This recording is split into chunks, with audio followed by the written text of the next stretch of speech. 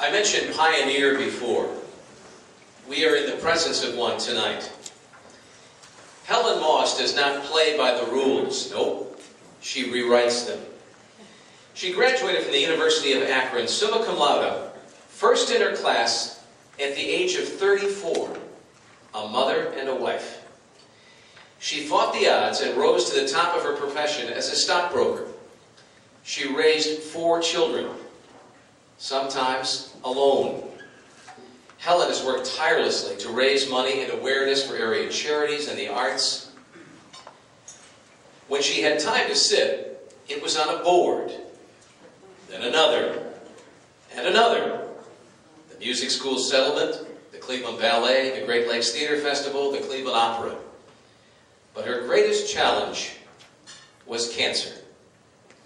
She made her own private and painful bout with that disease very public. By chronicling her journey through diagnosis, surgery, chemo, and beyond. It is stunningly honest and very powerful. The beyond included founding and leading the breast cancer research center that bears her name and her fighting spirit. Please welcome Helen Moss, a study in striving, surviving, and thriving.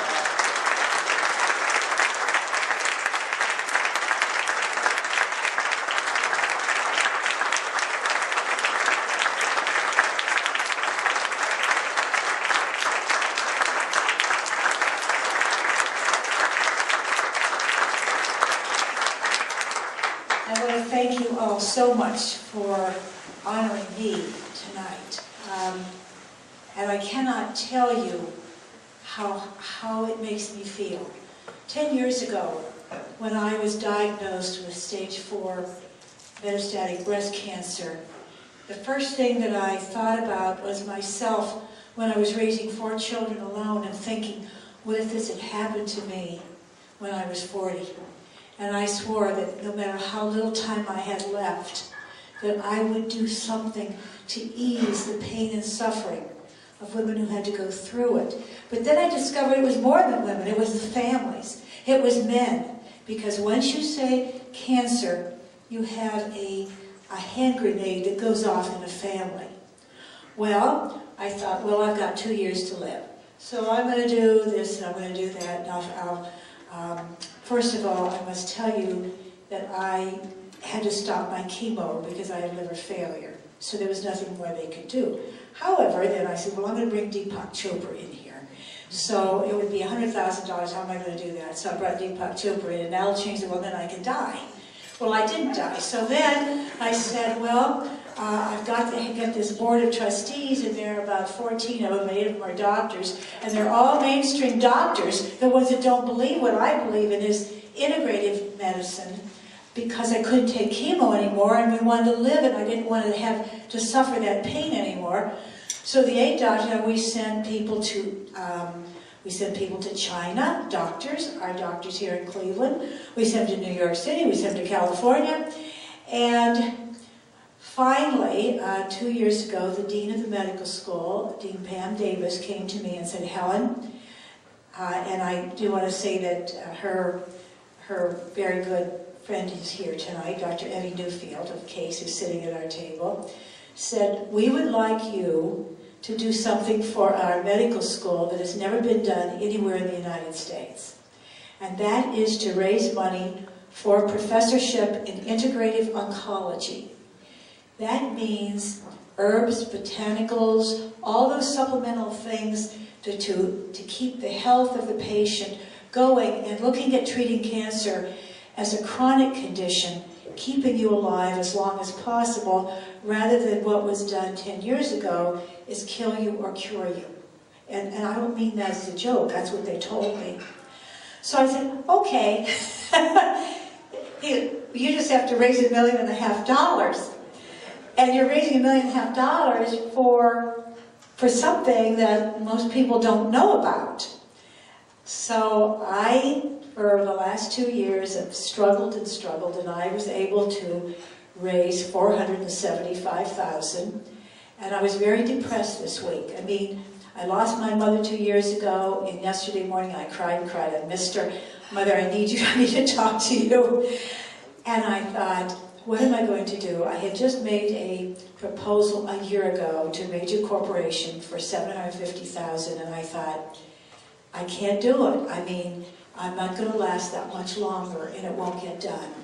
And yesterday, at 4 o'clock, I got an email that we got $750,000 more than the $475 that I'd already raised toward this professorship.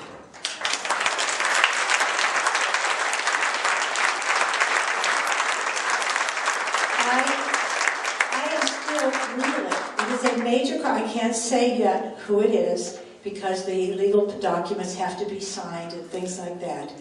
But as a result of getting this professorship, I became involved in my foundation in an organization that is a national organization founded by Memorial Sloan Kettering and Columbia University.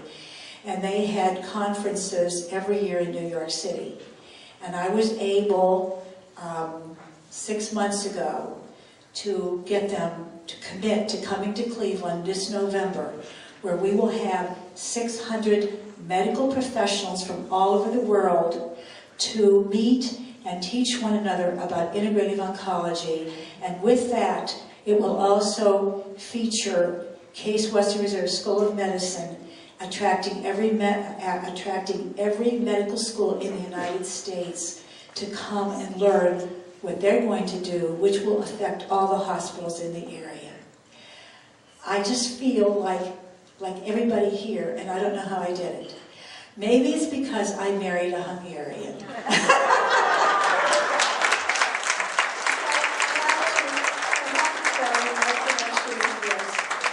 I was single for 16 years, raising those children alone. And I met this Hungarian, and somebody said that if you have a Hungarian for a friend, you don't need an enemy. Well, he was one tough guy, but I am also a very tough woman. And I said to him, how in the world did you have the courage to marry me? Because I'm a person that is a teetotaler. I mean, no alcohol at all. I mean, I am so strict. And he said, I wasn't afraid. And I will tell you that without that wonderful Hungarian that I'm married to, I do not think that I could have accomplished or even be alive today for the wonderful husband that I have, that is Richard Fleischman.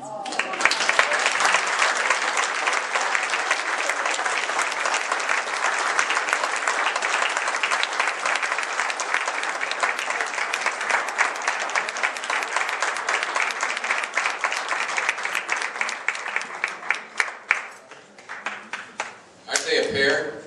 I'll tell you what. Fleischman, Moss, table for 26. I mean, that says it all, doesn't it? And thank you all for coming. Now